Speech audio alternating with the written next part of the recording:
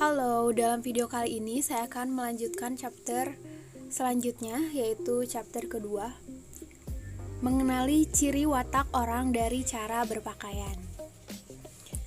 Gaya berpakaian bukan sekedar tren mode, tetapi lebih banyak menunjukkan ciri watak dan kepribadian orang itu dalam arti yang sebenarnya. Bagaimana cara seseorang berdandan dan mengenakan pakaiannya, maka demikianlah pula gambaran watak kepribadian orang itu. Penampilan lahiriah dengan hakikat watak seseorang sebenarnya berhubungan sangat erat. Tidak ada bedanya antara pakaian dan kulit manusia yang pakaian itu menutupinya. Pakaian yang tidak sah dikenakan perwira membuatnya dipandang hina dan tidak dianggap sebagai perwira sejati. Ada pula sebagian orang yang menyembunyikan gaya kepribadiannya dengan berpakaian elegan agar bisa diterima dalam kelompok tertentu yang mempunyai kesamaan. Fungsi khusus pakaian ialah melindungi manusia dari rasa dingin, panas, dan sebagainya. Misalnya, pakaian dalam dikenakan orang untuk menutupi bagian tubuh yang harus disembunyikan orang yang bersangkutan. Atau, topi mencolok digunakan untuk menutupi kepala botak pemakainya. Di sisi lain, ada pula pakaian yang dikenakan orang dengan maksud memperagakan hal yang mereka sembunyikan. Contoh paling kuno mengenai hal ini adalah model pakaian para pendeta yang seolah-olah berekor, yakni selembar daun yang mengipas-ngipas. Pada zaman modern ini, Anda juga dapat menyaksikan perempuan mengenakan rok mini yang lebarnya hampir sejengkal saja. Terakhir, mode celana panjang ketat dengan batas 10-15 cm di bawah pusar, dan kaos kaki ketat yang maksudnya tiada lain untuk memperlihatkan paha dan pusar serta lekuk-lekuk tubuh wanita. Terlepas dari tren mode yang dikenakan orang, mode adalah ketentuan umum yang murni dan tidak dapat begitu saja ditarik kesimpulan sebagai penggambaran watak orang yang memakainya. Entah ia mengenakan celana model licin atau banyak lipatan, hal itu tidak dapat dijadikan bukti sebagai watak kepribadian orang tersebut. Apa yang disebut mode? Tidak peduli betapa aneh bentuknya, mencolok sifatnya, atau bahkan menggemparkan coraknya, tidak pernah menjadi kunci ke arah penentuan watak si pemakainya. Pakaian yang dikenakan itu cenderung merupakan cara berpakaian dan tidak lebih dari itu. Hal yang disoroti di sini yaitu gaya berpakaian, bukanlah cara berpakaian menurut tren mode. Melalui gaya berpakaian inilah Anda dapat membedakan anggota staf senior di sebuah kantor, pekerja biasa, direktur, pelayan wanita, bintang film, ataupun cendekiawan. Hampir secara tidak sadar orang memilih jenis pakaian menurut gaya yang sesuai dengan peranan mereka.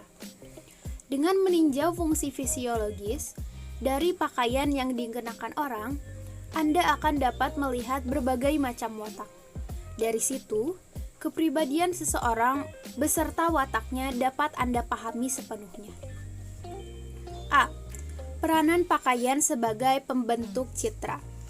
Sejumlah orang secara sengaja tetapi terkadang tidak sadar memilih pakaian sesuai gambaran citra tertentu, yakni sesuai bentuk contoh yang sudah mereka bayangkan. Misalnya, pola yang menjadi idaman mereka adalah tokoh tertentu. Boleh jadi, orang yang menjadi tokoh tiruan itu adalah sahabat, guru yang sangat disegani, tokoh politik terkenal, atau suatu kelompok masyarakat. Citra peranan seseorang berwatak revolusioner mendorong orang itu mengenakan kemeja serba terbuka pada bagian leher depan sehingga dadanya terlihat jelas.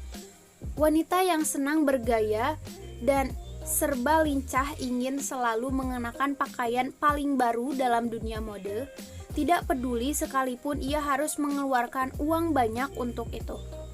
Di sisi lain, penganut paham moralis yang patuh sudah cukup merasa puas mengenakan pakaian serba polos dan sederhana yang sudah usang dan mungkin dekil. Ayah yang berpakaian perlente sangat menyenangkan hati anak putrinya yang suka berdandan rapi dan indah. Memilih jenis pakaian yang bahannya dianggap tahan lama dan warnanya susah luntur mengandung arti praktis. Namun, hal itu bisa pula membuka peluang hilangnya kegembiraan seseorang dalam menikmati keanggunan pakaian dari segi keindahan. Hal ini tidak dapat Anda terapkan pada cara berpakaian serba palsu dan semu sewaktu melamar pekerjaan atau saat sedang berusaha menimbulkan suatu kesan kepada orang lain untuk menarik perhatian. Sebagian orang memandang sama cara berpakaian untuk berbagai kesempatan. Keanggunan yang mengandung segi keindahan dalam berpakaian sama dengan pakaian yang Anda kenakan pada waktu senggang. Seseorang yang cara berpakaiannya bersifat sembrono sekalipun tidak segan-segan memperbaiki baju pesta dansa, walau hanya dengan sebuah peniti. Sekarang, marilah Anda coba cermati penggolongan jenis-jenis cara berpakaian orang. Berikut 4 golongan yang dapat Anda temukan. 1. Anggun. Individu yang menunjukkan sikap berbahagia dengan corak pakaiannya serta pandai dalam menciptakan kombinasi pakaian. 2. Rapi. Meniru cara berpakaian orang lain yang bersifat konvensional atau mengenakan pakaian yang serba keren, necis, dan perlente. 3. Sembrono.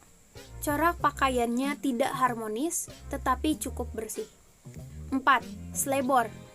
Pakaiannya tidak harmonis, serba kotor, dan tidak karuan. Gaya ini mirip seperti bandit dalam film koboi. B. Gaya berpakaian. Anda bisa mengenali seseorang dari caranya berpakaian, seperti membedakan karyawan kantor biasa dengan kaum cendekiawan. Ada 4 macam cara berpakaian yang saling bertentangan, yaitu tradisional, orisinal atau asli, kolot, dan model terbaru atau modern. 1. Gaya tradisional. Kostum dan seragam merupakan gaya berpakaian yang bercorak tradisional. Keseragaman dalam berpakaian senantiasa didambakan setiap kali manusia ingin menyatakan sifat kebersamaan, ikatan yang akrab, ataupun golongan tertentu di dalam masyarakat. Orang mengenakan seragam tradisional, entah itu pakaian petani, pemadam kebakaran, polisi anti huru-hara, petugas keamanan kampung, atau hansip, korps musik, dan pemain band, ataupun kostum klub sepak bola favorit dengan maksud memberikan nilai pribadi yang lebih tinggi kepada pemakainya, yakni suatu citra tertentu yang didambakan si pemakai. Apabila Anda menanggalkan seragam dan menghendaki kebebasan pada tubuh diri sendiri, kenakan pakaian sehari-hari yang asli, wajar, dan alamiah. 2. Gaya asli. Seorang yang cenderung menyukai gaya berpakaian asli bersifat kreatif, produktif, serta memiliki sense of art tinggi. Ia cenderung memiliki semangat berkobar-kobar, mempunyai banyak ide kreatif, dan suka bertualang.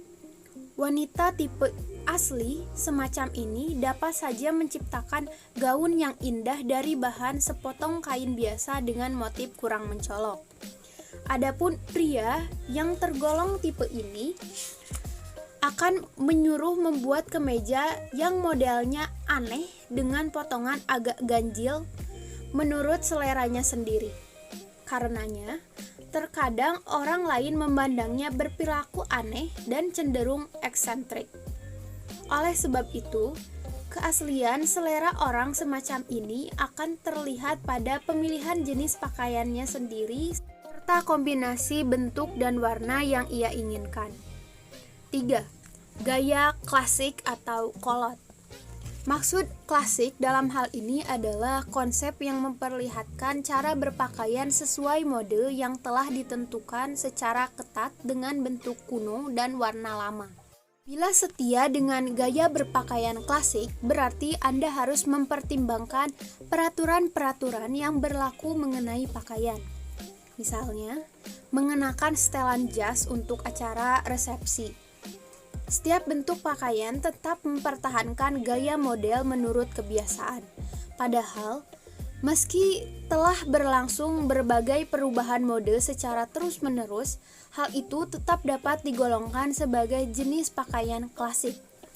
Pada umumnya, pakaian bernuansa klasik itu sederhana, yakni tidak banyak variasi dan pernak-pernik. Cara berpakaian klasik memberikan kesan penampilan yang terus-menerus sehingga bisa memberikan kesan prestis yang dikehendaki dari kalangan masyarakat. 4. Gaya modis atau mengikuti mode. Perubahan tren mode yang pesat akan mendatangkan perubahan dalam jenis warna, pola, desain, dan gaya potongan pakaian. Mode dengan sendirinya mendorong ke arah perubahan, sebab mode itu sendiri merupakan konvensi yang membentuk sesuatu yang serba baru. Mode menentang sesuatu yang sifatnya konservatif atau kolot, dan mendorong ke arah suatu bentuk berbeda secara total dari yang sudah ada. Maka, dari situlah tercipta mode baru. Mode berkembang karena adanya daya tarik ke arah sesuatu yang baru, yakni hasrat untuk mengalami perubahan. Siapapun yang senang mengikuti mode tidak menyukai sesuatu yang asli dan lebih tertarik akan perubahan. Akan tetapi, harus diakui bahwa orang semacam ini pun memiliki keinginan memiliki sesuatu yang asli. Hasrat untuk memiliki sesuatu yang asli bukanlah hal aneh. Hanya saja dapat menjurus ke arah kegemaran yang ekstrim.